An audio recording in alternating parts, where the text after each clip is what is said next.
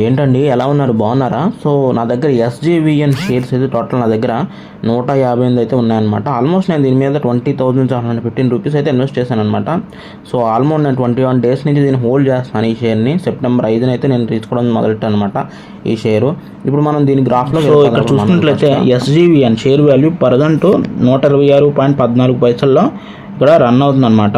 Okay, ఒక్క నిమిషం pen తీసుకుందాం. సో ఇక్కడైతే రన్ అవుతుంది.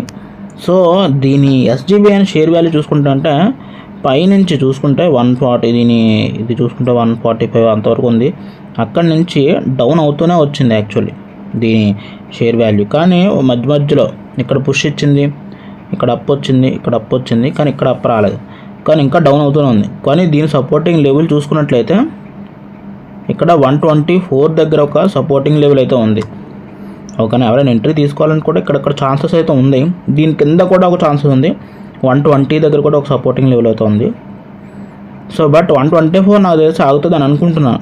ఓకేనా, ఒకవేళ దీనికి బ్రేక్అవుట్ ఇచ్చి పైకి లెగిస్తే కనుక సీదా 131 దగ్గర అయితే ఒక రెసిస్టెన్సీ లెవెల్ ఉంది. ఆ తర్వాత 136 దగ్గర ఒక రెసిస్టెన్సీ లెవెల్ ఉంది. ఆ తర్వాత 140 దగ్గర ఒక రెసిస్టెన్సీ లెవెల్ ఉంది.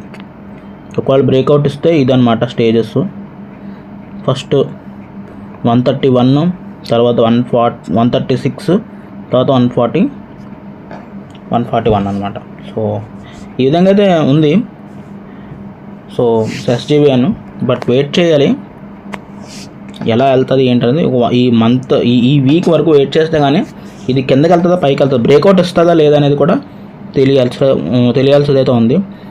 సో అదనమాట. That's it guys.